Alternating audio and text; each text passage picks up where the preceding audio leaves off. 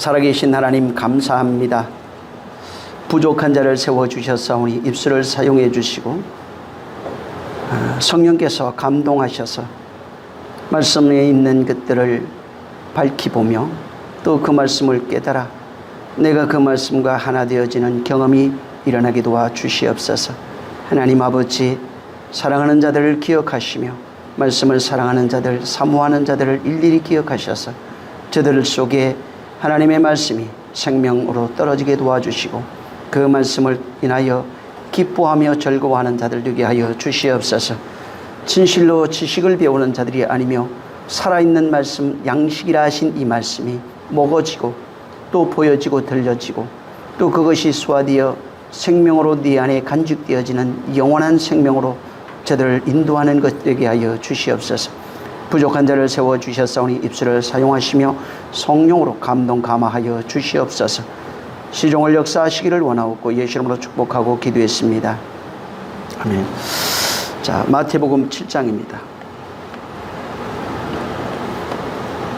1절 2절.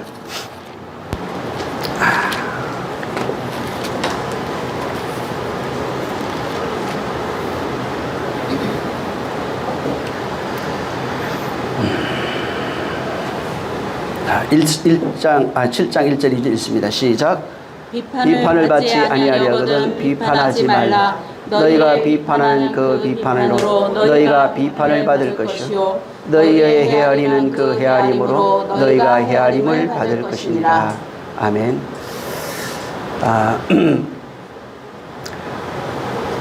이제 7장을 해야 합니다.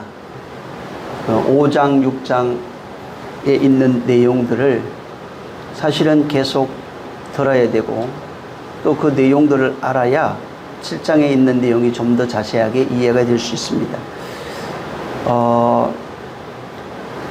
또 나중에 좀 더 자세하게 이 마태복음을 이제 산상수훈을 이제 할 수 있을 겁니다. 그때는 좀 더 자세하게 말씀을 좀 나눌 것이고 그리고 그때는 좀 찾아봐야 되는데 어떻게 해야 되나 하는 고민도 있습니다. 그렇지 않으면은 이제 좀 더 깊은 의미를 그냥 이야기로만 들어서는 알기가 좀 어렵습니다. 그러다 보니까 좀 더 이렇게 찾아보고 확인하고 하는 이런 시간이 필요한데 또 여러분이 기도해 주시면 또 좋은 대안이 나오지 않을까 싶습니다. 자, 여기 여러분이 알아야 되는 게 이 마태복음의 특징이 하나 있습니다. 이 마태복음의 특징은 마가복음, 누가복음, 요한복음하고 좀 다른 것이 하나 있어요. 그게 뭐냐면은 유독 그 구약 성경을 많이 인용한 내용이 많아요. 그 구약 성경을 인용해서 설명한 내용이 가장 많습니다. 그 이유가 뭐냐면은 당시 초대교회에 이 마태복음이 기록될 그 당시에 종교적인 문제가 많았습니다. 외부적으로는 유대교와 굉장히 잦은 충돌이 있었습니다. 기독교 신앙과 유대교 신앙 사이에 굉장한 그런 충돌이 있어서 이제 옳고 그름을 따지는 이런 일들이 있었고 또 이제 유대교를 믿던 사람들이 기독교로 이제 개종을 해서 이제 막 신앙생활을 하는데 지금처럼 어떤 기독교의 어떤 틀이 세워져 있지 않았어요. 그러다 보니까 종교적인 그런 틀을 세워야 되는데 이것을 어떻게 세워야 될지 그래서 구약 성경을 기초로 한 기독교의 종교 틀을 세우는 이 문제로 인해서 많은 문제가 있었던 겁니다. 또 기독교는 유대교는 유대인들만을 대상으로 합니다. 근데 기독교는 유대인만 대상으로 하는 것, 전 세계 모든 민족을 이제 대상으로 하기 때문에 이방인들이 굉장히 많은 그 사람들이 이제 기독교로 개종해서 들어오다 보니까 유대교를 알지 못하는 이방인들과 충돌이 일어납니다. 구약을 모르는 이방인들과 충돌이 일어나고 또 종교의 틀을 세우려고 하다 보니까 이방인들도 가지고 있는 틀이 있어요. 이런 것들 때문에 굉장한 갈등이 이제 일어난 것입니다. 그래서 당연히 이런 갈등 속에서 구약에 있는, 당시에 이제 구약 성경만 있었어요. 이제 구약 성경에 있는 그런 율법, 크게 나누면 율법과 제사입니다. 율법을 어떻게 해석하느냐. 두 번째는 제사에 대한 내용입니다. 이 제사를 어떻게 해석할 거냐에 대한 그런 내용을 담고 있는 겁니다. 그래서 이 마태복음에는 구약의 내용에 대한 그런 설명, 이런 것들이 굉장히 많이 있습니다. 또 한 예로 이제 그 마가복음 같은 경우에 보면은, 마가복음은 예수의 행적이 강조가 되어 있어요. 행적이 강조되어 있고, 그분의 말씀, 예수님의 말씀이라든가 설교, 뭐 교훈의 내용, 이런 건 별로 기록하지 않았어요, 거기는. 그러니까 마가복음은 주로 예수님이 어떤 일을 했다라고 하는 그런 내용으로, 행적으로 이제 기록이 되어 있습니다. 그래서 마가복음을 잘 보면 예수님이 무슨 일을 했는지, 또 예수님이 하신 그 사건에 대해서 자세하게 이제 기록이 되어 있습니다. 그런데 그 내용, 사건의 내용, 그 행적은 잘 기록이 되어 있는데 그 사건의 내용이라든가 의미라든가 이런 것들을 자세하게 설명을 하지 못했어요. 그래서 마가복음에는 주로 예수의 행적에 관한 내용이 많고, 그것을 자세하게 볼 수 있는, 어떤 일을 하셨는지 볼 수 있는 그런 내용이 이제 많이 있습니다. 이 지금 그 마태복음에 이 마태복음은 예수의 그 사건들이 있어요. 예수님이 어떤 이제 뭐 어디서 태어나시고 또 공생애를 시작하시고 이런 내용들이 쭉 있는데, 이게 마태복음엔 재미있는 게 어떤 사건을 딱 얘기해 놓고 이 사건을 주제로 설명하는 것이 굉장히 많습니다. 그 사건의 내용을 이렇게 풀어놓은 것들이 마태복음에는 굉장히 많이 있고, 그 풀어가는 방식, 예수님의 그런 사건들, 기사와 뭐 이적, 능력, 행하신 이런 일들을 이제 설명하면서, 이 설명하는 그것을 설명하면서 그것을 설명을 설교 형식으로 기록해 놨어요. 이게 마태복음입니다. 그러니까 예수님이 이렇게 하셨고 저렇게 하셨고, 또 그게 이런 말씀이 있고, 이렇게 자꾸 이제 설교 형식으로 그것을 이제 풀어서 설명을 한 겁니다. 크게 이렇게 보면은 마태복음에 약 5가지 정도, 마태복음 재미있게도 서론과 이제 그 결론이 있는데, 이걸 자세하게 뭐 이게 풀어는 놨지만, 예를 들면 1장 1절부터 2장 23절까지 있는 내용이 서론이에요. 그 서론인데, 이 서론을 하면서 그거에 대해서는 그대로 기록만 해놨고, 이제 그때 그 이후로부터 5가지로 크게 나눠져 가지고 5가지로 나눠져 있는데, 마태복음이 사건입니다. 어떤 기사나 이적 이런 거예요. 이거 사건을 설명하는데, 예를 들면은 3장 1절부터 4장 25절까지 그 침례 요한의 공생애, 요한과 공생애 초기 사역이 기록이 되어 있는데, 이것을 그것과 빗대어서 산상순으로 이렇게 얘기를 했어요. 그게 7장 29절까지 있는 내용이에요. 그게 주로 이제 1부, 이렇게 되어 있고, 2부 같은 경우에는 뭐 여러 가지 이적 제자들 12제자 임명하는 내용하고 연결해가지고 뭐가 나오냐면은, 제자의 삶, 순교하는 것, 또 전도 혹은 순교의 내용, 순교 내용 이런 것들이 10장 1절부터 42절 이렇게 기록이 됩니다. 그리고 이렇게 묶어 놨어요. 일단락은 그렇게 침례 요한부터 해서 이제 산상순, 그 다음에 이제 이적 12제자 하면서 제자들이 어떤 삶을 살고 순교하고 뭐 이런 것들을 적어 놓고, 그 다음에 이제 3부로 가면은 거기에 그 기사가 뭐냐면 침례 요한의 운명을 막 기록해요. 그 다음에 안식일 얘기가 나와요. 그러면서 안식일 얘기를 하면서 어떤 설명을 하기 시작하냐면 천국은 이런 거야 이렇게 설명을 해요. 이게 묶여 있어요 이렇게. 천국은 이런 거야. 그러니까 천국에 대해서 이제 얘기를 합니다. 그래서 침례 요한의 그 죽음부터 하는 건 11장 1절부터 이렇게 쭉 나오고 12장 50절까지 나오고 천국의 비유는 13장 1절부터 52절에 나옵니다. 요건 나중에 한번 제가 한번 올려드리든지 할게요. 그 다음에 이제 그 네 번째가 예수님이 세상 그 바리새인 서기관 율법사들과 충돌하는 이야기가 13장 53절부터 나와요.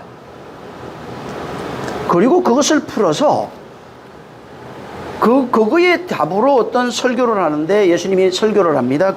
그거에 대해 천국 백성은 이런 거야 라고 설교를 하기 시작해요. 그게 이제 18장 1절부터 이제 19장 2절까지 나오는 내용입니다. 그 다음에 이제 다섯 번째로 여러 가지 논쟁이 막 일어나요. 충돌하면서 논쟁이 일어나고 순환에 대한 예수님의 죽음 이런 거에 대해 19장 3절부터 나오는데 그걸 설명하기 시작합니다. 그런 일들이 막 사건이 일어나는 거예요. 그러니까 어떤 사건 뒤에는 예수님의 설교가 반드시 있는 거예요. 이제 그러면서 24장부터 이렇게 보면은 24장부터 26장 5절까지 감람산 그 설교가 나옵니다.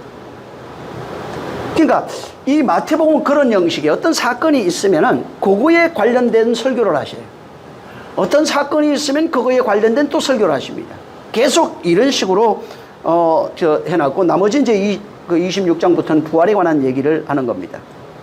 자, 그래서 마태복음도 마찬가지로 이제 뭐 예를 들어서 모세 오경이나 시편 이런 것처럼 그런 이제 오분법이라고 그러는데 그런 형식을 취해가지고 어떤 사건을 통해서 설교하고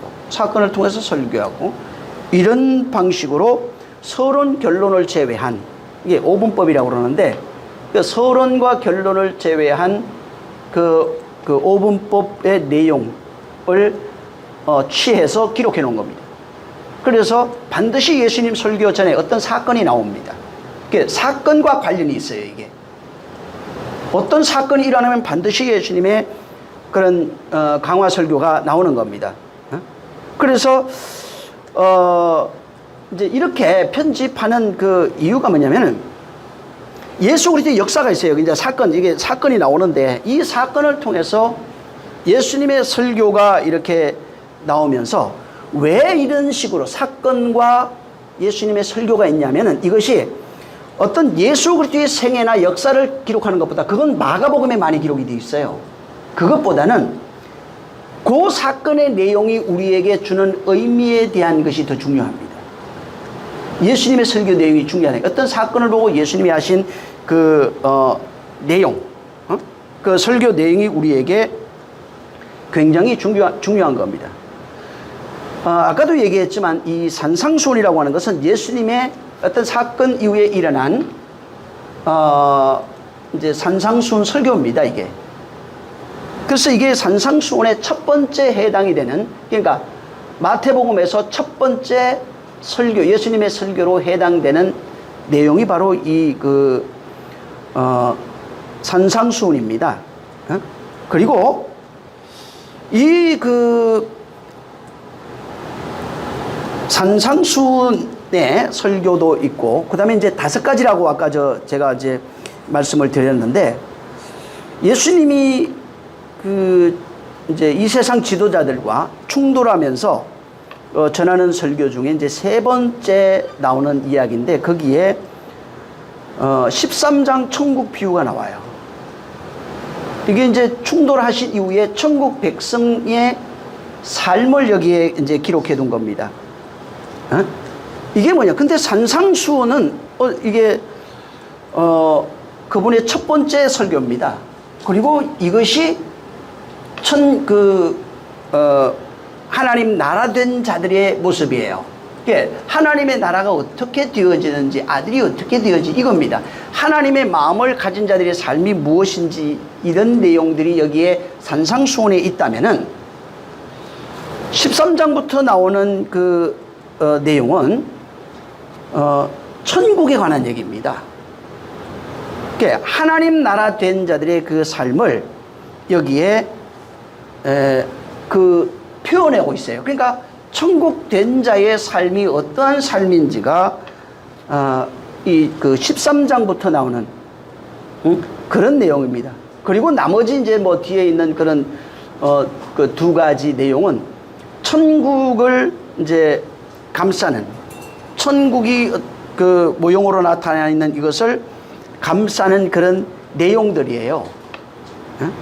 그래서 이런 그 내용들이 뭐냐면, 여기서 이 마태가 쓰고 싶은 것은 그 내용, 예수님이 하신 사건과 예수님이 설교하신 내용, 그 다음에 그 말씀을 듣고 하나님의 자녀된 자 혹은 산상수훈을 안 자들이에요. 그런 자들, 그 다음에 천국의 삶을 얘기를 하는 그 이유가 뭐냐면, 예수님의 생애와 사건이 도대체 그분의 설교와 그 내용이 교회에게 어떤 의미인지를 가르쳐주고 싶은 거예요.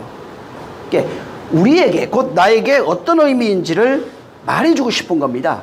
그것을 설명하고 싶은 거예요. 이게 옛날 이야기가 아니야. 지금 이게 정말 예수의 생애와 사건은 굉장히 중요한 거야.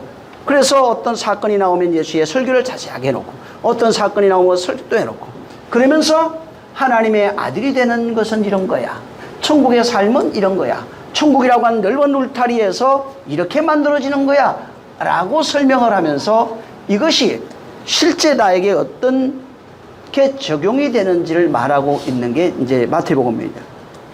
자, 이제 오늘은 이 마태복음 5장, 6장을 이제 지나서 이제 7장입니다. 근데 자, 잘 기억해 보시면 마태복음 5장 1절에 예수님이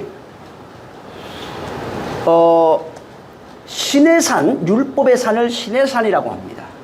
율법의 산을 신의 산이라고 하는데, 율법이 선포된 신의 산에 올라가시는 것이 아니고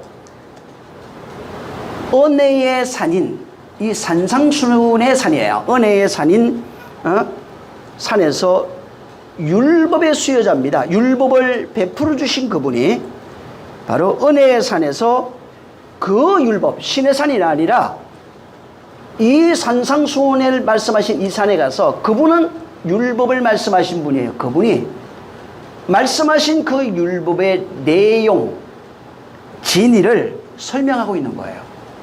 굉장히 중요합니다. 그래서 은혜의 신약이 두 산이 나옵니다. 이 은혜의 산이 있고, 그 다음에 이제 변화산상이 하나 있습니다. 여기 이 은혜의 산에서 율법을 말씀하신 그분이 율법이 뭔지, 너희가 지금 잘못 오해하고 있는 율법에 대해서 그 내용을 설명하고 있는 겁니다. 그래서 제일 먼저 나오는 게 뭐냐면 입을 열어 이렇게 나옵니다. 입을 열어 하늘의 은혜를 선포하는 사건이 1장 마태복음 5장 1절 2절이에요. 여기에 입을 열어서 이제부터 진짜 은혜를 내가 선포할 거야. 율법의 그 내용, 너희가 오해하고 있는 율법의 내용을 내가 말할 거야 라고 말하는 겁니다. 그리고 말한 것이 팔복이에요. 팔복의 내용을 그가 선포하시는 겁니다.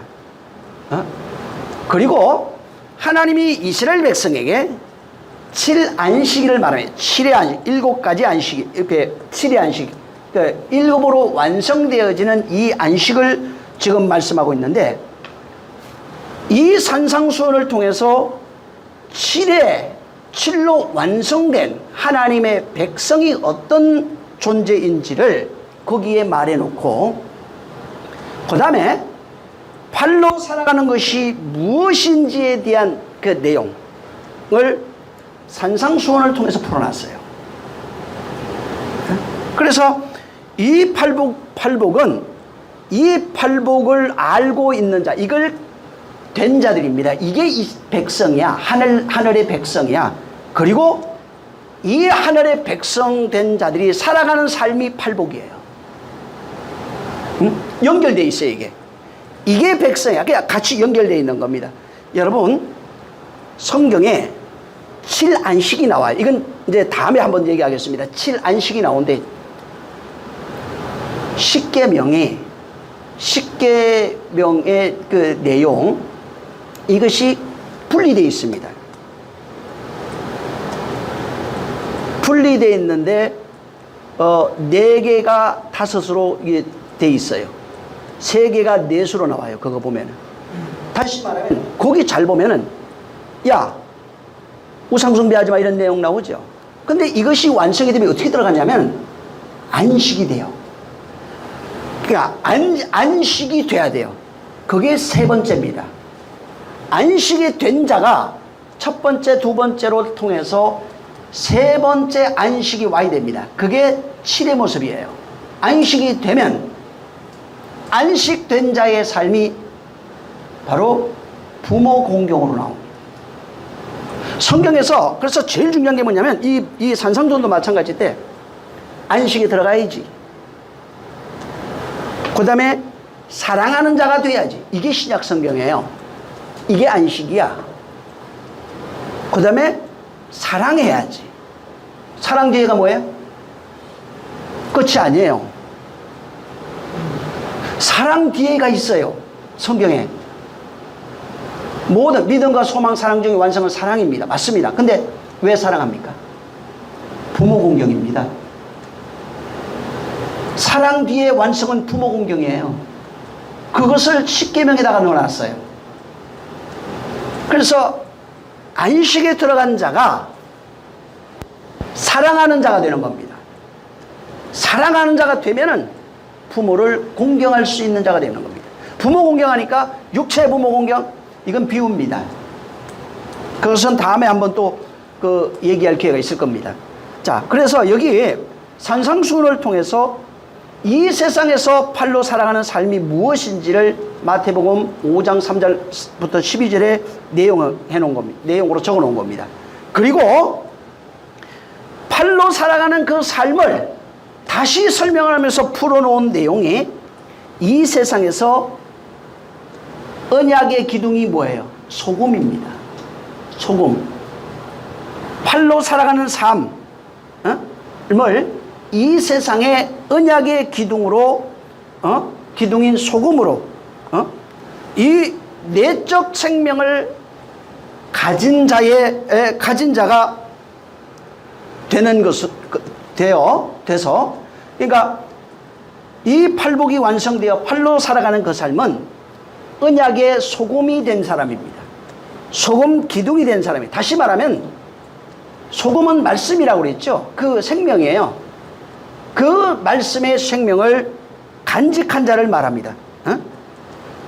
그리고 그 내적 생명을 가진 상태에서 비로소, 그래서 소금의 언약이라고 그러고 빛과 소금 이렇게 얘기합니다. 소금을 가지고 있는 자가 비로소 외적으로 그 생명을 흘려주는 것을 빛이라고 설명해 놓은 게 13절부터 16절입니다. 여러분이 이거 이해하면 쉬워요. 마태복음 5장 굉장히 이해하기 쉬울 겁니다. 지금까지 들었던 내용을 좀 정리하는 겁니다. 그래서 이 팔의 삶이 된 자들, 팔의 삶을 사는 것이 뭔 줄 아느냐? 팔의 삶이 뭔 줄 알아? 그전에는 이게 하나님의 백성된, 칠로 완성된 자의 모습을 같이 설명합니다. 그리고 팔로 완성된 자를 하나님의 백성이라고 그러고, 그리고 그가 살아가는 팔의 삶, 칠로 완성된 자가 살아가는 팔의 삶을 빛은 내적 생명, 소금은 외적 생명으로 설명을 하면서 그것을 풀어놓은 것입니다. 자, 그리고 이 생명이 있는 자, 그러니까 소금 언약을 가지고 있어요. 소금 언약, 다시 생명을 가지고 있다 이 말이에요. 말씀의 생명을 가지고 빛으로 살아가는 삶. 바로 이것은 우리 안에 이것이 완성될 수밖에 없었던 그 이유가 뭐냐면 예수님이 율법을 완성하셨기 때문에 그런 거예요. 율법을 완성하시고 우리에게 진리를 전해주셨기 때문에 우리가 바로 빛과 소금이라고 하는 그러한 삶을 살 수 있다고 마태복음 5장 17절부터 30절에 이것을 설명하고 있는 겁니다. 그리고 이어서 예수님이 완성하신 율법이 있어요. 예수님이 완성하신 율법을 4가지로 설명한 그 내용이 21절부터 48절에 나오는데 그게 뭐냐면 살인하지 마. 이게 뭔 줄 알아? 간음하지 마. 십계명이에요 이게. 거짓 증거하지 마. 원수를 사랑해라고 묶어놓은 겁니다. 그래서 십계명의 다섯이 이 다섯 안에 나머지 이 다섯이 과거에는 몰랐는데 이것을 알고 나니까 십계명을 완성하면 사랑으로 완성돼서 부모 공경이 돼요. 이것을 말한 겁니다. 그리고 이게 마태복음 5장의 내용이에요. 지금 여러분이 들었던. 그 다음에 이제 6장에 이렇게 하나님의 빛과 소금으로 완성된 자, 천국 백성입니다. 하나님의 아들들이라고 그러죠. 진리를 가지고 있는 자. 그 다음에 율법을 진리로 깨달은 자예요. 살인하지 마, 간음하지 마, 거짓 증거하지 마, 원수를 사랑해라고 하는 내용을 알고 진리로 이제 가지고 있는 자입니다. 근데 6장에서는 내가 완성한 사랑, 내 안에 간직하고 있는 이 생명을 어떻게 이웃에게 흘려줄 수 있는지, 어떻게 이것을 전해줄 수 있는지 그 전해지는 방법을 설명한 게 구제, 기도, 금식입니다. 그래서 거기에는 구제가 뭔 줄 아니? 기도가 뭔 줄 알아? 금식이 뭔 줄 알아? 하고 6장 1절부터 18절에 예수님이 다시 설명해 준 거예요. 그리고 율법이 완성된 자들의 그런 삶, 율법을 진리로 완성해서 진리로 전달하고 있는 너, 진리로 알아서 율법이 완성된 너, 하나님 백성된 자 너, 이것을 생명 소금을, 언약 소금을 가지고 있는, 생명으로 가지고 있는 네가, 진리를 알고 있는 네가 하늘의 보물이야 말합니다. 바로 네가 보물이야. 돈 여기 있는 이게 아니라 하늘의 생명을 가지고 있는 너라는 얘기입니다. 보물은 그래서 나예요. 이 안에 없으면, 이 내용이 없으면 보물이 되지 않아요. 율법을 진리로 깨달은 네가 보물이야. 응? 라고 이제 말씀하시고, 바로 이것이 너희에게 이렇게 완성되기 때문에, 완성될 것이다. 이렇게 완성될 것이기 때문에 이제부터는 너희 안에 이것이 이루어질 거야. 너 반드시 되는 거야. 이건 하나님의 영원한 약속이고 절대적인 그분의 뜻이야. 완성될 것이기 때문에 이제부터 율법의 무거운 짐, 세상의 무거운 짐을 더 이상 염려하지 말라고 하는 내용이 19절부터 34절의 내용입니다. 그게 6장이에요.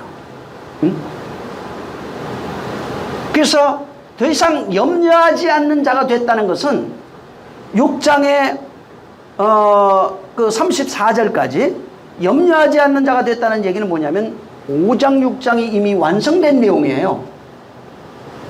5장 6장을 완성했다는 것입니다. 자, 그리고 이제 7장을 예수님이 말씀하고 있는 거예요.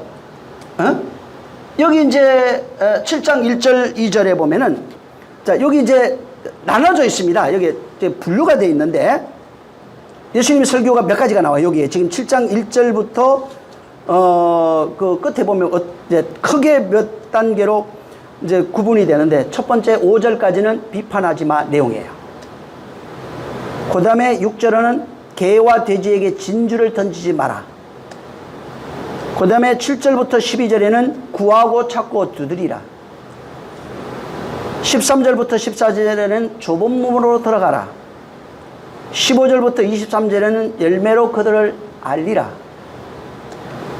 24절부터 27절에는 반석 위에 집을 지어야 된다. 지어라. 28절 29절에는 예수님의 권위에 대한 내용을 여기에 기록해 놓은 겁니다. 이게 7장의 대략 내용이에요. 요거를 제가 지금 5장부터 7장까지 말씀드린 이유가 뭐냐면 이걸 알라는 겁니다. 이 시각으로 성경을 보라는 얘기예요. 다시 이걸 들어야 되고, 이 시각으로 이걸 보면은 들었던 내용들이 새록새록 아마 되새겨질 겁니다. 또 좀 더 많은 것들이 보여질 수 있을 겁니다. 자, 7장 1절 2절에 비판에 관한 얘기, 비판하게 되면 비판받을 것이고 헤아리면 헤아림을 받을 것이라 하는 내용입니다. 이 지금 예수님이 5장 6장에서 완성하신 복음의 내용을 선포합니다. 선포하는데 그 이후에 이어서 가르친 말씀이 이게 완성된 복음이 이런 거야. 완성된 천국이 이런 거야. 완성된 아들은 이런 모습이야. 이러한 삶을 살 거야 라고 하고 난 이후에 그 다음에 이제 말씀하신 내용이 7장의 그 내용입니다. 자, 근데 자, 복음을 알고 있는 자들입니다. 6장에 이제 복음을 알고 있는 자들에게 형제를 비판하지 말라고 해요. 그게 무슨 말이에요, 이게? 그러니까 일반적 교회에서, 저도 과거에 마찬가지입니다. 일반적 교회에서는 옆에 있는 형제들, 교회에 오면은 교회에 예수 믿는 사람들, 아니면은 가족들, 이런 식으로 이제 생각을 한 겁니다. 그러니까 형제를 비판하지 말라, 그 다음에 또 형제를 헤아린대요. 뭐 비슷한 것 같은데, 내용이. 근데 헤아린다는 건 도대체 뭐냐, 이 말이에요. 응? 그래서 이걸, 예수님이 하시는 말씀의 그 내용을 모르면은, 그 진리를 이제 모르게 되면은, 진짜 성경을 오해하게 됩니다, 이거. 율례와 도덕으로 또 풀어버려요. 또 율법으로 돌아갑니다. 그러니까 죄악, 선, 옳은 것, 그런 것으로 이것을 풀 수밖에 없는 겁니다. 만약에 그렇게 풀면은 7장의 내용을 이해할 수가 없어요. 전혀 다른 해석을 할 수밖에 없는 겁니다. 그러면은 진짜 주님이 이 7장도 귀하거든요.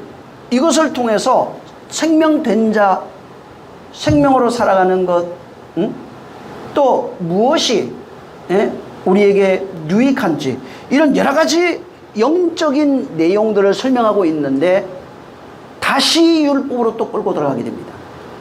그러면 영혼은 또 죽게 되고 메마르고 황폐해 줄 수밖에 없어요. 그래서 이 7장을 절대로 여러분이 율례와 법도 선악으로 보면 안 됩니다. 그렇게 하면 망해요. 마태복음 22장 여러분 29절에 보면은 예수님이 그런 얘기를 합니다. 너희가 성경도 하나님도 하나님의 능력도 알지 못하는 거로 오해하고 있다. 성경을 모른다고 말해요. 아니, 성경 박사들입니다. 응? 구약 성경 정말 박사들이에요. 모세오경 줄줄 외운다고요. 그리고 얼마나 학문이 발전했어요.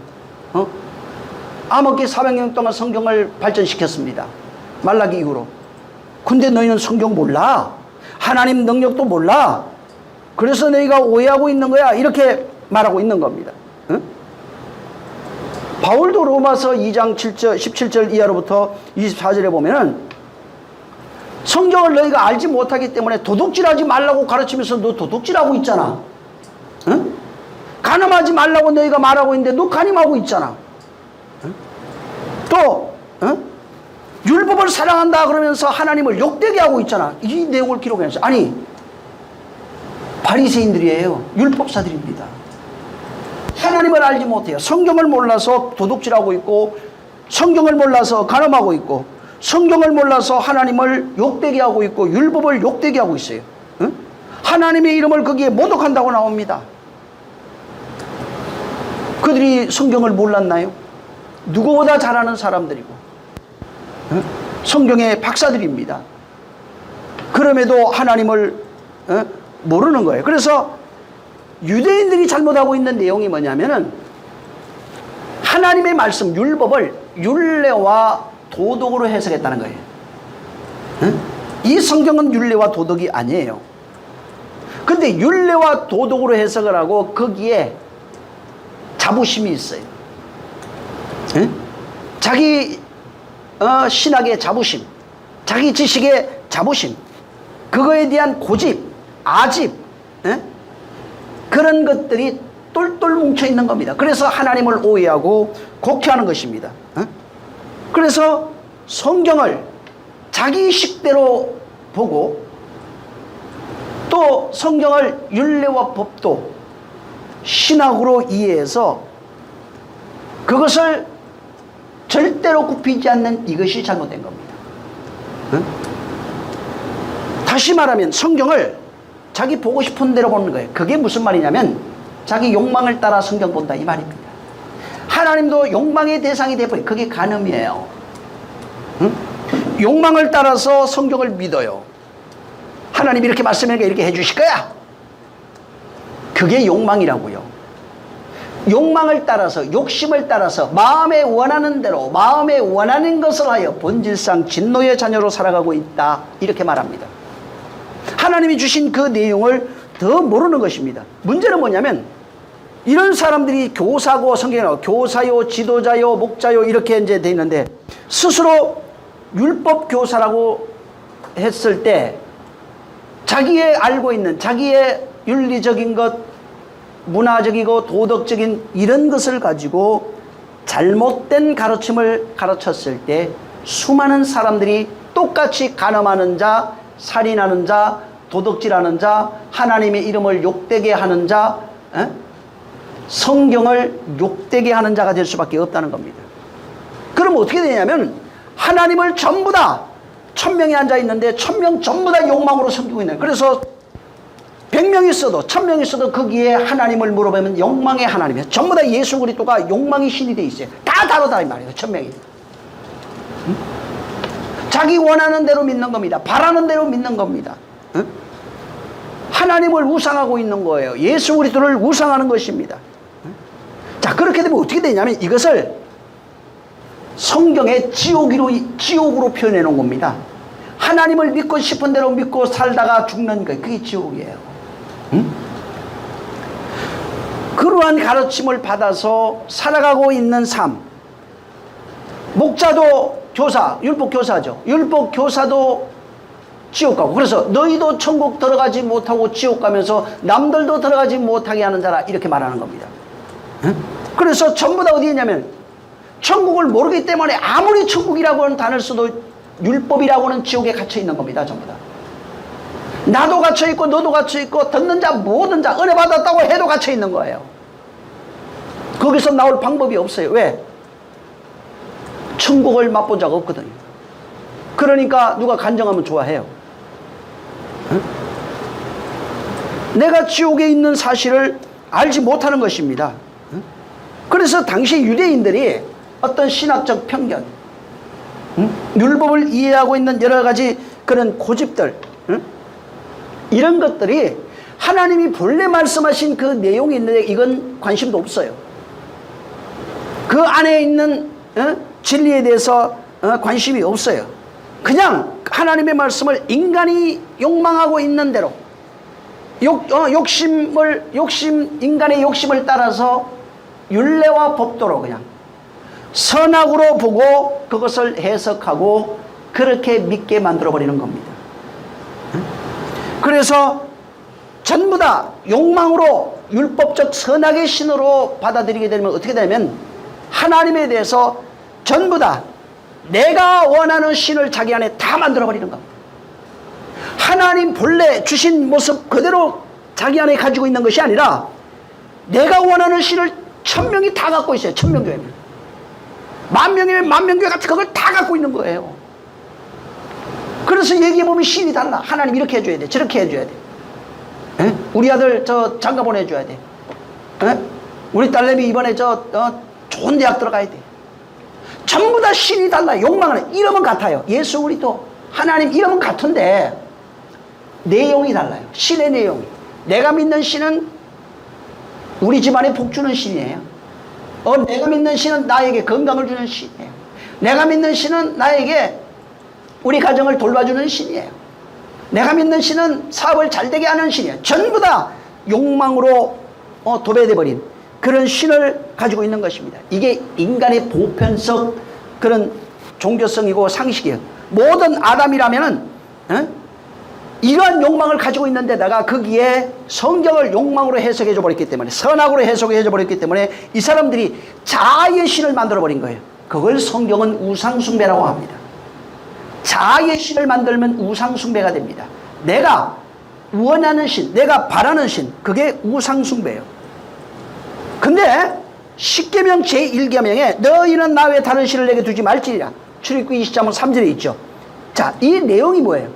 그 내용을 원문대로 분석하면 너희는 나를 다른 신으로 믿지 말라, 다른 신으로 만들지 말라 이렇게 돼 있어요. 내게 잊지 말지니라. 우리 번역은 이렇게 돼 있지만은 너희는 나를 다른 신으로 만들지 말아라. 응? 다른 신으로 믿지 말라 이렇게 돼 있다고. 믿지라고 하는 단어가 그게 만들지, 믿지 이렇게 돼 있어요. 자기가 원하는 신을 내가 만들어 버리는 거예요. 내 안에다가. 모든 우상이 어디서 섬겨지는 겁니까? 마음에서 섬겨지는 겁니다. 밖에 있는 신은 아무것도 아니에요. 여러분 부처상이 있잖아요.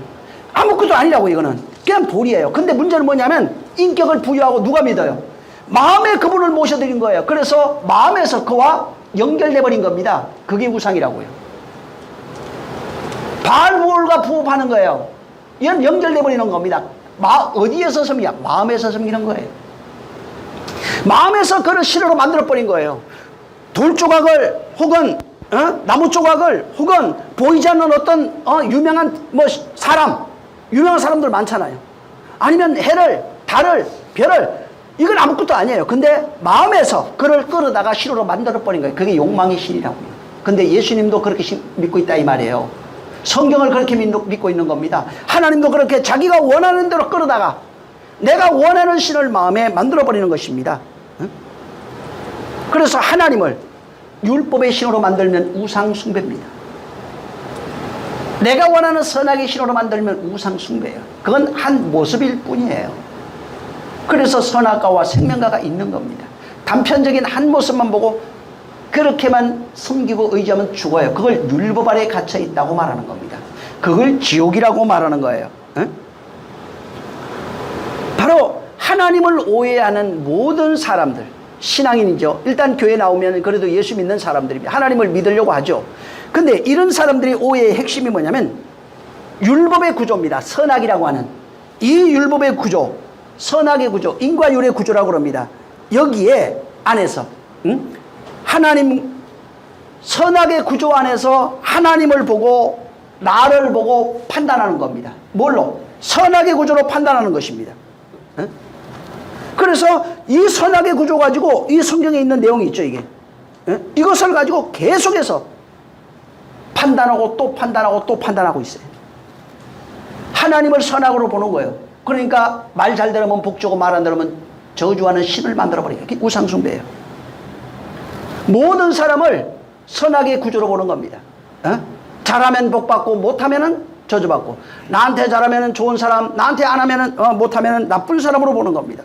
그래서 하나님이나 역사나 세상이나 사람이나 이웃이나 할 것 없이 전부 다 선악으로 바라보고 있는 이것이 잘못된 거예요. 이것이 우상이라고요. 근데 진정한 기독교는 여기서 사람을 나오게 한다는 겁니다. 율법의 구조에서 사람을 끌어내는 겁니다. 선악의 구조에서 사람을 끌어내는 거예요. 인과율의 구조에서 사람을 끌어내는 게 율법은 인과율, 선악의 구조, 옳고 그름의 구조예요. 율법의 구조예요. 그게 여기에서 끌려 나온 게 진리라고 해요. 그걸 자유라고 말하는 거예요. 근데 그 안에서 여전히 선악으로 판단하면서 자유자래요. 자유자가 아닙니다. 절대 자유자가 아닙니다. 여전히 율법 아래 있는 자예요. 그래서 너희 말과 행위로서 너를 증명한다는 거예요. 내가 율법에 있는지 나왔다고 그래요. 말은 나왔는데 여전히 율법의 선악의 구조에 있어요. 인과율에 갇혀 있는 것입니다. 물론 처음부터 나올 수는 없어요. 예수 믿고 그때부터 나오는 과정 속에 있는 거겠죠. 나와야 돼요. 완전한 자가 거기서 완전히 나와야 자유자가 되는 겁니다. 자, 성경이 근데 나오는 방법을 얘기해 놨어요. 근데 나오는 방법이 예수 믿으면 됩니다. 네, 진짜로 그런 생각을, 자, 믿는 거 맞죠? 믿으면 되죠. 근데 믿으면 어떻게 되는 거예요? 어떻게 나오는 거예요? 예수 믿으면 구원받습니다. 아니, 구원이 뭐예요? 구원의 내용이 있어요. 예수 믿음의 내용이 있다고요. 중간에 뭐가 있다고요, 또.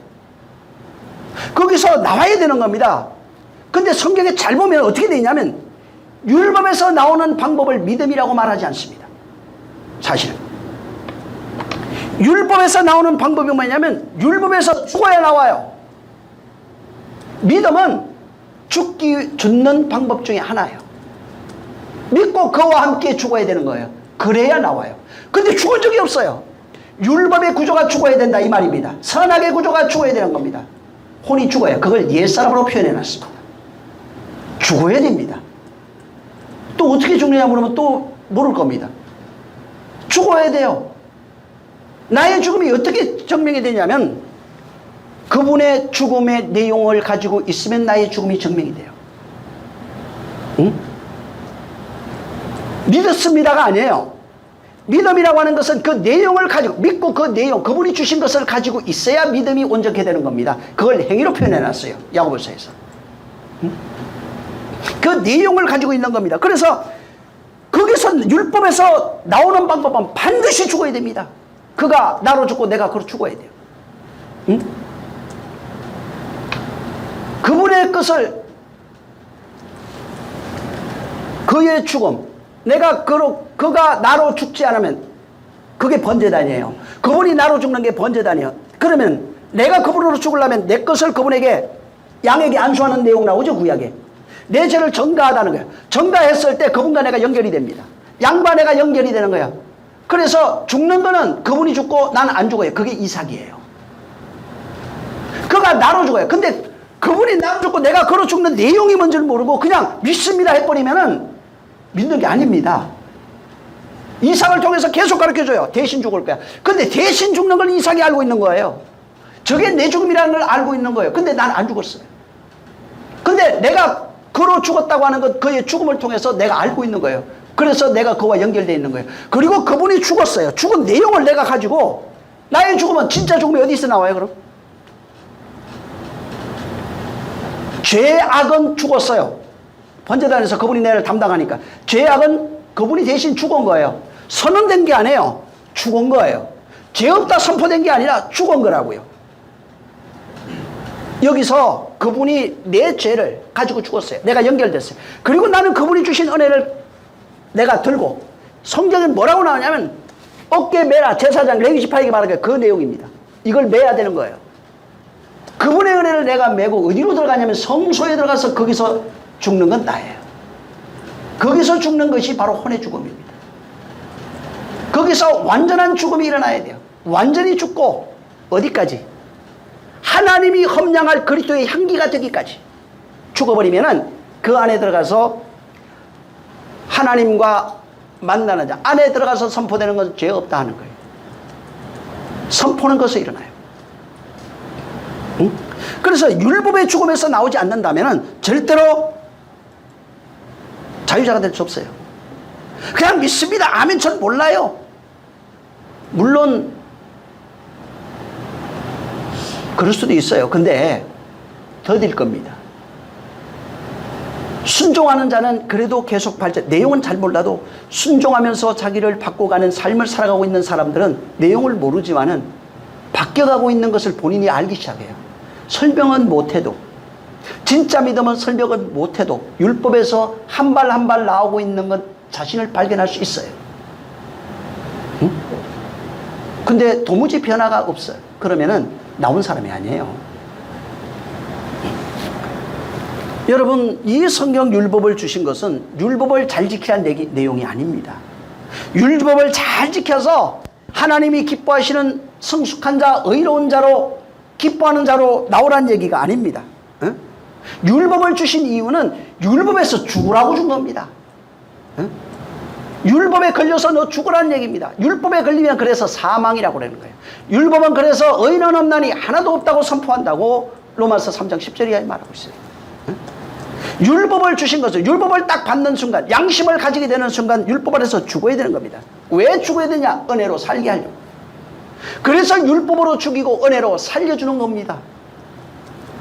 율법 안에서 죽지 않으면 은혜로 살 수 있는 방법이 없는 거예요. 근데 율법을 주니까 문제가 뭐냐면, 율법을 주니까 율법의 구조 안에 들어가서 나올 생각을 안 하는 거예요.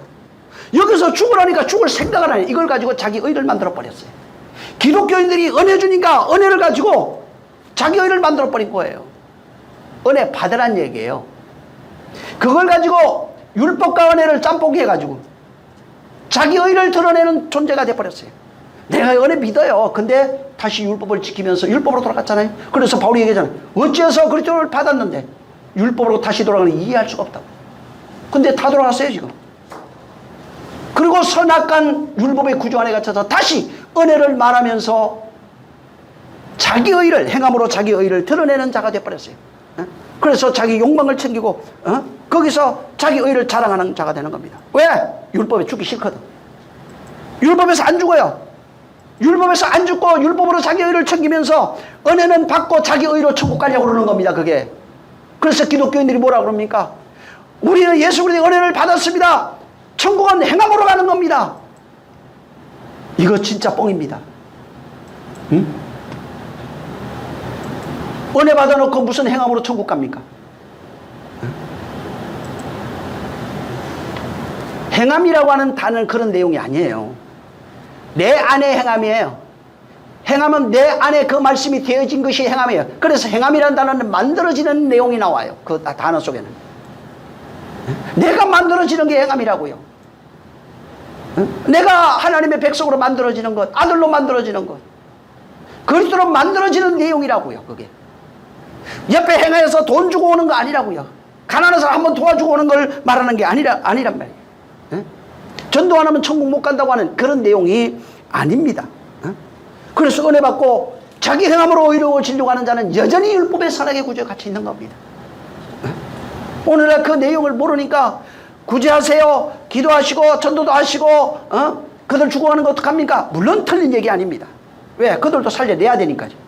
그건 그러나 가장 기본적인 거예요. 그건 예수 안 믿는 자도 다른 종교를 가지고 있는 자도 하는 내용이에요. 그 내용을 말하시는 게 아니라 이 말이에요. 그런 건 당연히 그냥 기본적으로 형제가 죽고 가고 있는데 내 둘자가 어디 있어요? 물에 빠져 있는데 그냥 둘자가 어디 있냐고요. 그건 그냥 복음된 자가 되면은 만들어진 자가 되면 그냥 얘기 안 해도 아니 당연히 동아줄 던져주게 돼 있습니다. 그것이 의가 아니라는 말이에요. 그거는 그냥 뭐 아침에 눈 뜨면 밥 먹게 돼 있어요. 세수하게 돼. 그냥 삶인 거예요. 그거는. 근데 그것으로 무슨 천국 간다, 그렇게 하면 상 준다, 그렇게 하면 복을 받는다, 이건 잘못된 거예요. 에? 물론 천국 된 자의 삶 자체가 그냥 복입니다. 뭐 복 주는 게 아니야. 그냥 복이에요. 이미 복이 됐는데 무슨 또 복을 받아. 그래서 율법의 아래 갇혀 있으면 진짜는 사망 아래 있는 자가 되고 구원받지 못하고 지옥불에 있는 자가 되고 여전히 은혜 받았다고 그러면서 안에서 지옥불이 끊임없이 들끓고 있고 안에서 진동이 일어나고 지진이 일어나고 있고 안에서 여전히 판단하며 저주하는 자로 살아갈 수밖에 없는 겁니다. 우리가 이 지금 그 5장 6장 이 본문엔 이제 형제에 대해서 비판하지 말라 뭐 이런 내용인데 5장 6장의 율법의 내용이 뭔지 설명합니다. 그 다음에 그 진리, 복음을 깨달은 자의 삶이 그 진리를 전해주고 흘려줘서 모든 이웃들에게 바로 그것들이 전달돼야 된다고 말하고 있는 겁니다. 그래서 그 복음의 내용을 안 자가 이 복음을 생명을 가져서 빛으로 전달하는, 이웃에게 전달하는 그 삶을 5장 6장에 말했는데 잘 생각해 보세요.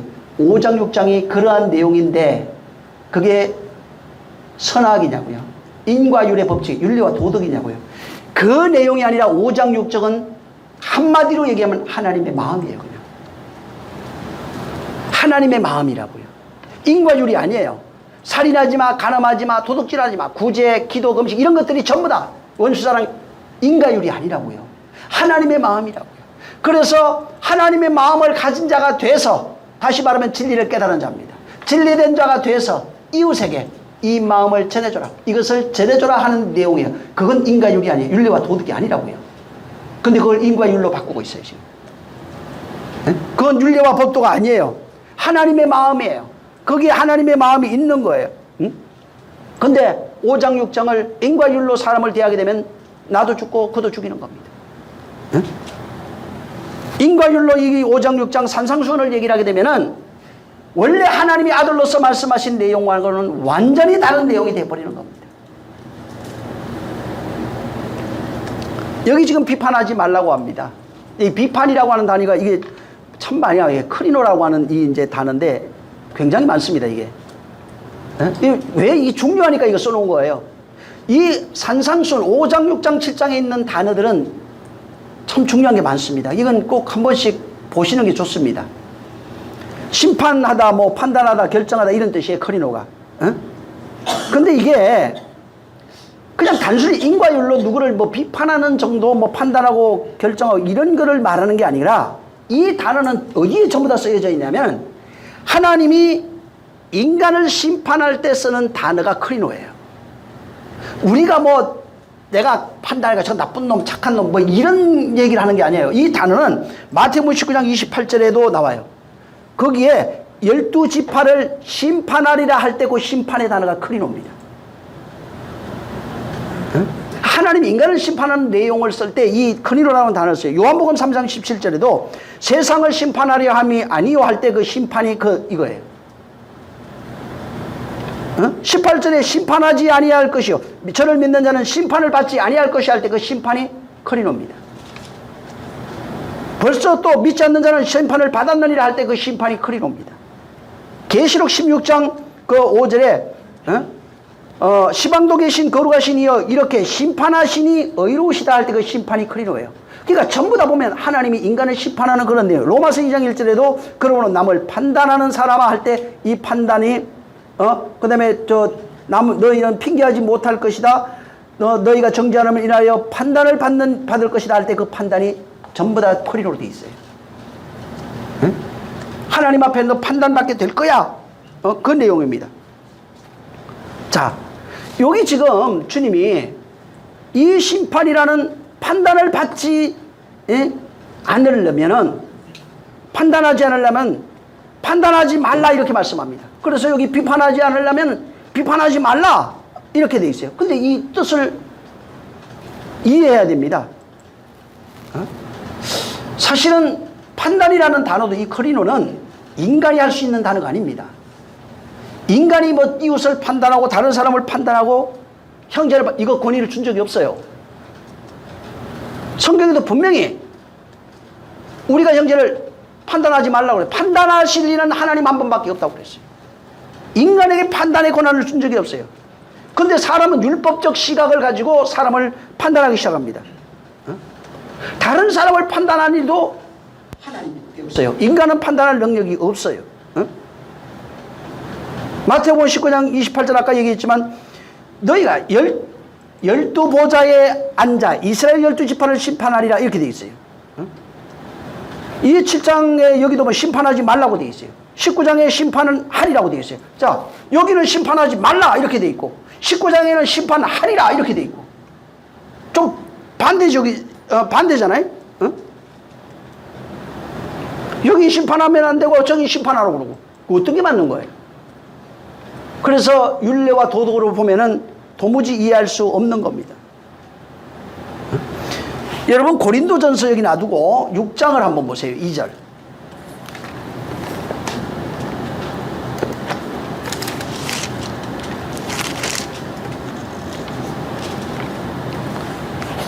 시작. 성도가 세상을 판단할 것을 너희가 알지 못하느냐? 세상도 너희에게 판단을 받겠거든 지극히 작은 일 판단하기를 감당치 못하겠느냐? 예. 여기 보면은 성도가 세상을 판단한다는 겁니다. 예, 성도는 우리가 알고 있는 그냥 예수 믿는 자 이런 게 아닙니다. 여기서 말하는 이 성도는 성령으로 복음을 담고 있는 자입니다. 그러니까 진리된 자, 진리를 담고 있는 자를 말합니다. 근데 여기서 바울은 성도가 세상을 판단한다는 것입니다. 그래서 판단하는데 그 심판의 내용을 좀 알아야 돼요. 그러면 성도가 좀 우리가 세상을 심판하는데 그 심판에 뭘 심판할까?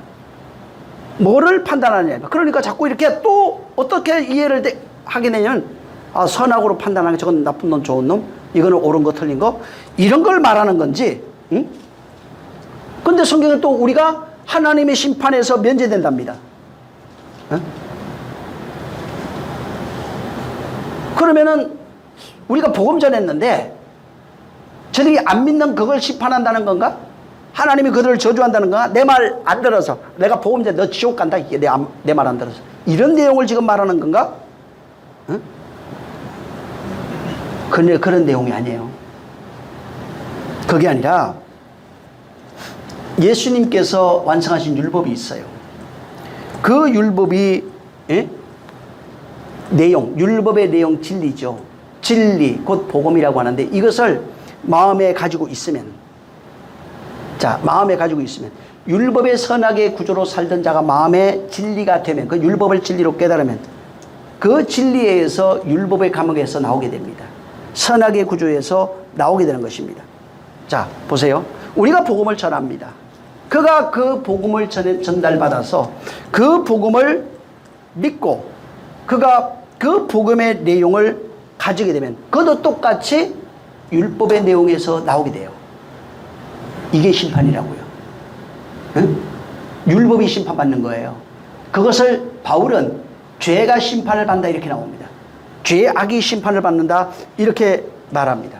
그래서 반드시 우리가 나오는 방법은 율법으로 심판을 받고 죄악에서 나오는 겁니다. 율법의 선악의 구조에서 나오는 겁니다. 자, 놔두고 마태복음 5장 한번 보세요. 25절 26절 한번 보세요. 마태복음 5장 25절 26절. 마태복음 5장 25절 26절. 자, 시작. 너는 송사하는 자와 함께 길에 있을 때에 급히 사와하라. 그 송사하는 자가 너를 재판관에게 내어주고 재판관이 관이에게 내어주고 옥에 가둘까 염려하라. 진실로 내게 이르노니 내가 홀이라도 남김이 없이 다 갖기 전에는 결단코 거기서 나오지 못하리라. 네, 보세요. 자, 우리가 복음을 전해요. 율법의 내용을 진리로 깨달아서 이것을 전합니다. 자, 전했는데 이 사람이 율법을 안 받았어요. 그러니까 율법을 안 받으면 아까 얘기한 것처럼 율법의 감옥에 그대로 갇혀 있는 겁니다. 자, 내가 진리의 내용을 전했는데 율법을 선악의 구조로 전하면 다시 감옥에 집어넣는 게 되는데 율법을 진리로 깨달은 자가 생명된 자입니다. 생명된 자가 이 생명을 이렇게 전해줍니다. 어떤 자에게 전해주게 되어 있냐면 율법의 구조 아래 갇혀 있는 자, 율법 아래 갇혀 있는 자입니다. 율법의 지옥에 갇혀 있는 자예요. 그래서 전해주는 자가 두 종류예요. 율법의 선악 구조에서 나온 진리의 생명을 가지고 있는 자가 전해주는 것이 하나 있고 성경에는 여기서 나오지 못하고 여전히 율법 선생이 돼서 율법을 전해주는 자가 있어요.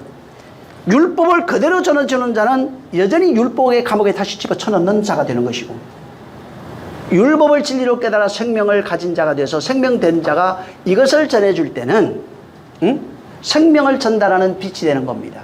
자, 이제 받는 자가 두 개 중에 한 개를 받겠죠.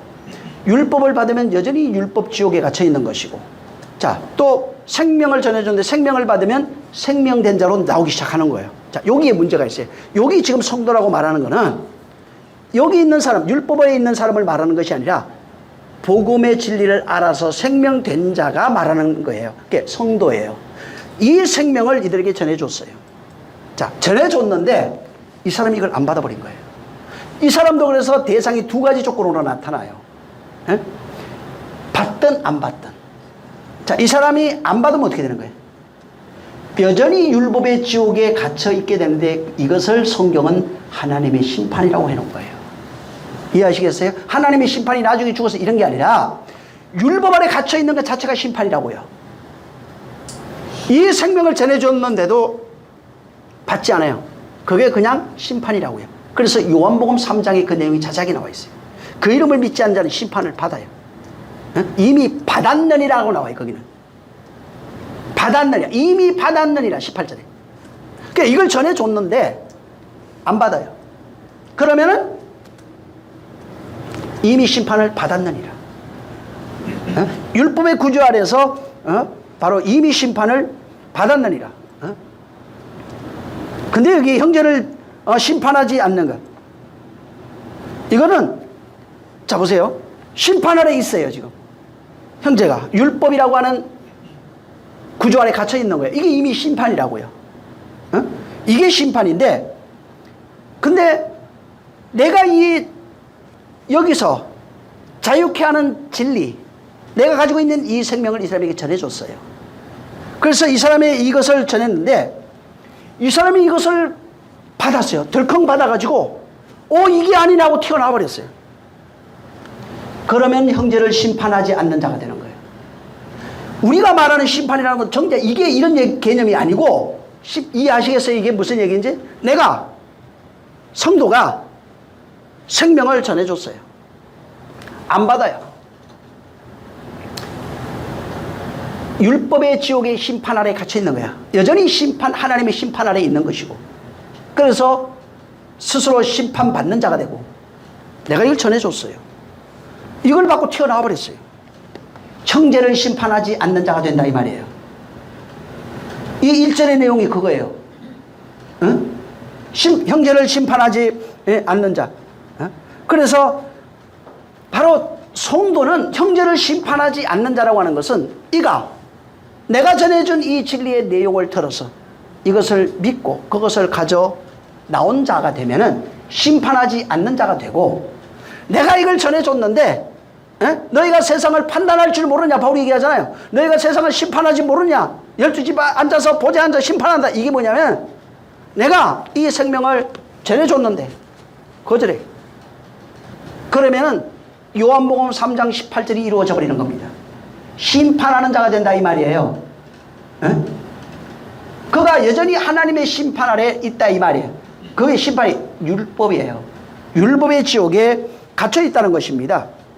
그래서 결론적으로 얘기를 하면 무슨 얘기냐면, 바로 하나님의 내가 가지고 있는 이 생명을 전했을 때에 그가 이 생명을 받지 아니하면 율법에 갇혀 있는 자가 되는 걸 심판이라고 그러는 거예요.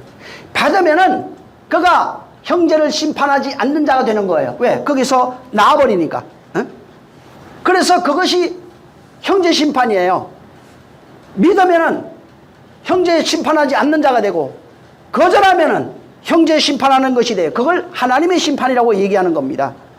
그래서 내가 복음의 진리, 내가 가지고 있는 이 생명, 자유케 하는 이 생명을 그들에게 줬을 때 그가 건져 나오면은 생명된 자가 되면 심판하지 않는 자가 되고, 그가 그것을 거부하고 난 율법의 구조 아래 있을 거야, 나 율법이 좋아 하고 그대로 있으면은 형제를 심판하는 자가 돼요. 그래서 네 한 말 그대로 정죄를 받게 돼요. 율법 아래 그대로 놓이는 자가 되어버리는 것입니다. 자, 근데 또 바울이 이런 얘기를 합니다. 자, 내가 이게 전했어요. 근데 한 가지 또 하나가 있어요. 이 생명을 가진 자에 대해서 또 얘기하는 것이 하나 있는데, 그게 뭐냐면 너희가 이 생명을 전하지 아니하면, 이렇게 얘기해요. 이것을 전하지 아니하면 어떻게 되는 거예요? 형제를 거기에서 나오게 하지 못한다고 말하는 겁니다. 생명을 가진 자가 이것을 전하지 아니하면, 자 보세요. 내가 생명이 있어요. 두 가지예요. 내가 생명을 전했는데 이 사람이 나왔어요. 그러면 형제를 심판하지 않는 자입니다. 근데 어떤 사람은 내가 전했는데 거절했어요. 그러면 이 사람은 하나님의 심판 아래 있는 거예요. 율법의 구제 아래 있는 것입니다. 자, 근데 내가 생명을 가지고 있는데 내가 안 전해줬어요. 꼴보기 싫어. 아주 꼴보기 싫어서 내가 안 해줬어요. 근데 사실은 진리된 자는 꼴보기 싫어도 하게 돼 있어요. 이게 마음이 완전히 달라져 버립니다. 원수 사랑이 그냥 돼요. 자, 근데 어찌됐든 바울이 그걸 기록해 놨으니까 안 전해줬어요.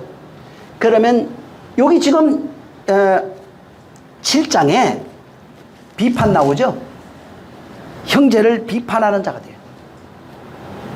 생명이 있음에도 전하지 않는 자는 형제를 심판하고 비판하는 자가 됩니다.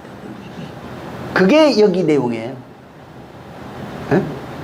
내가 생명을 가지고 있는데 그걸 비판해요. 근데 안 전해줘. 할 수 있음에도. 그래서 전하지 못하면 내가 비판할 수밖에 없어요. 있는데 전해줬는데, 그러니까 세 가지로 나타나는 거예요. 나에게 두 가지예요. 전해줬을 때 나타나는 현상이 두 가지예요. 받는 자, 받지 않는 자. 안 받으면 하나님의 심판 아래 있는 것이고 세상을 심판하는 자가 되고, 받으면은 형제를 심판하지 않는 자가 되는 것이고, 그건 내가 두 사람 몫이에요. 또 나는 내가 전하지 않음으로써 비판한 자가 되는 겁니다.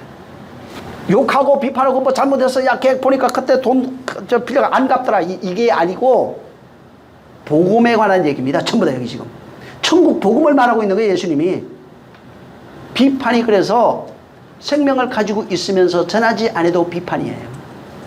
에? 왜? 여전히 심판 아래 두는 것을 말하고 있다 이 말이에요. 그 내용을 여기에 말하고 있는 겁니다. 여기 저 한번 우리 야고보서 2장을 한번 볼까요? 오늘 다 할지 모르겠네. 야고보서 2장 14절.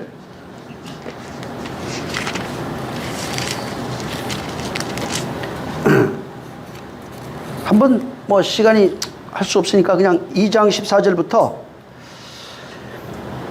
19절까지 가장 많이 우리가 듣고 읽고 아는 그런 내용들입니다. 한번 읽겠습니다. 14절부터 시작. 내 형제들아 만일 사람이 믿음이 있노라고 행함이 없으면 무슨 이익이 있으리요. 그 믿음이 능히 자기를 구원하겠느냐. 만일 형제나 자매가 헐벗고 일용할 양식이 없는데 너희 중에 누구든지 그에게 이르되 평안히 가라 더욱게 하라 배부르게 하라 하며 그 몸에 쓸 것을 주지 아니하면 무슨 이익이 있으리요. 이와 같이 행함이 없는 믿음은 그 자체가 죽은 것이라.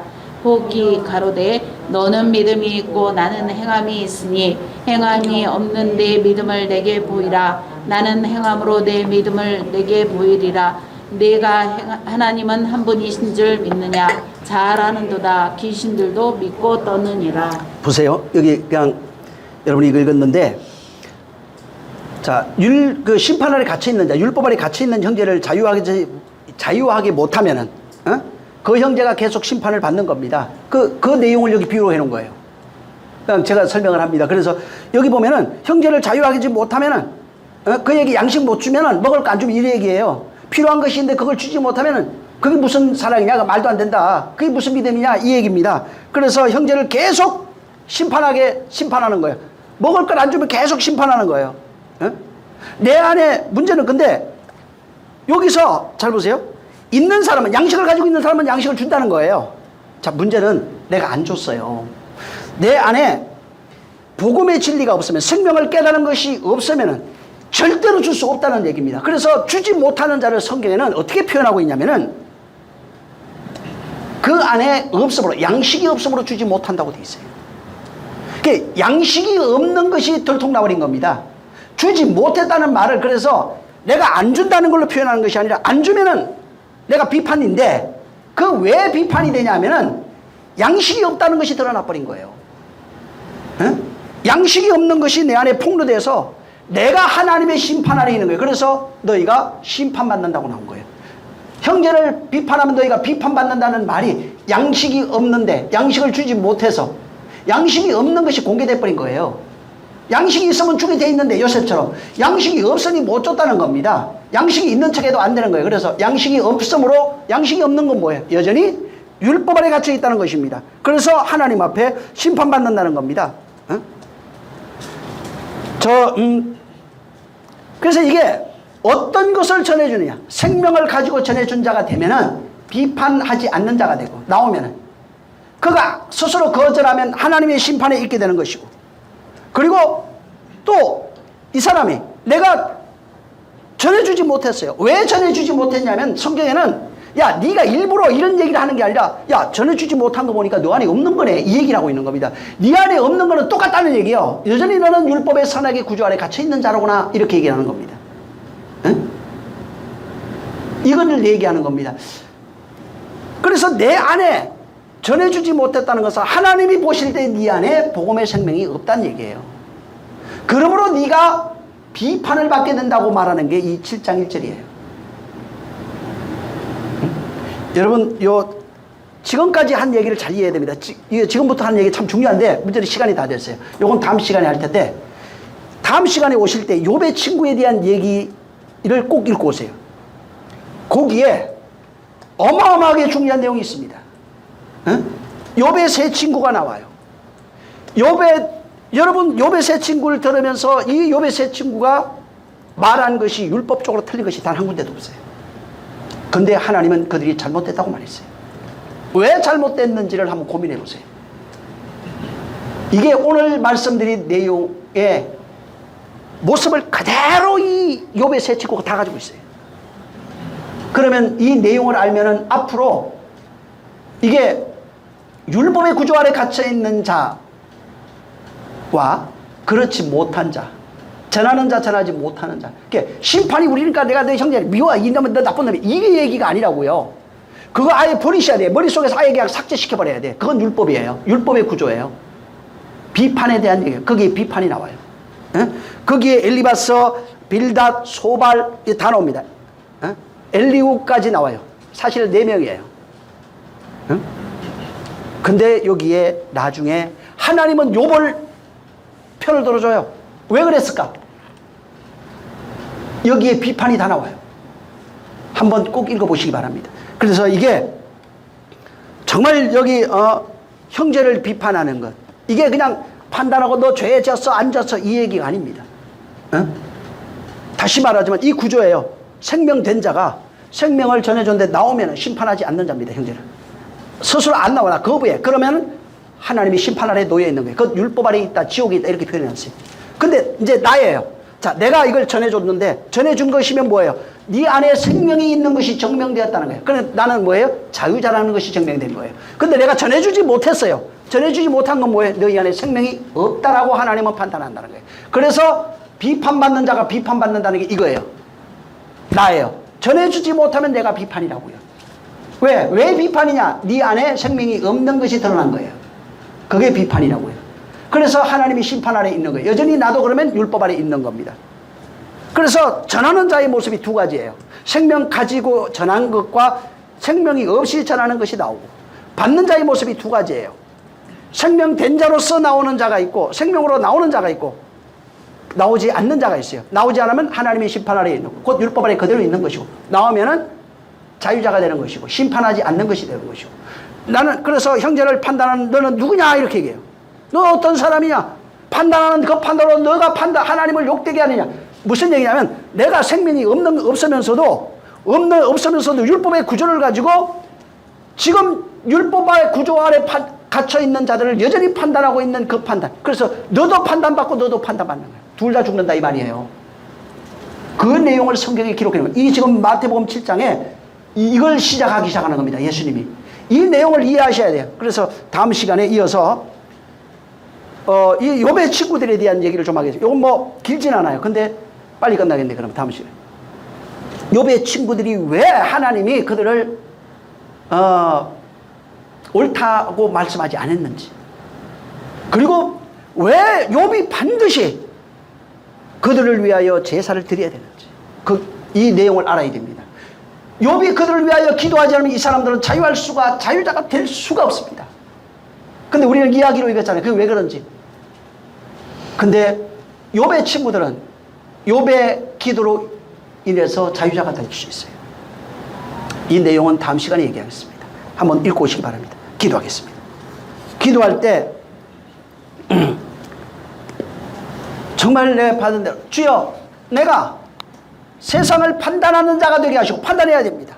그래야 나옵니다. 판단해서 그가 율법에서 나오게 해야 되는 겁니다.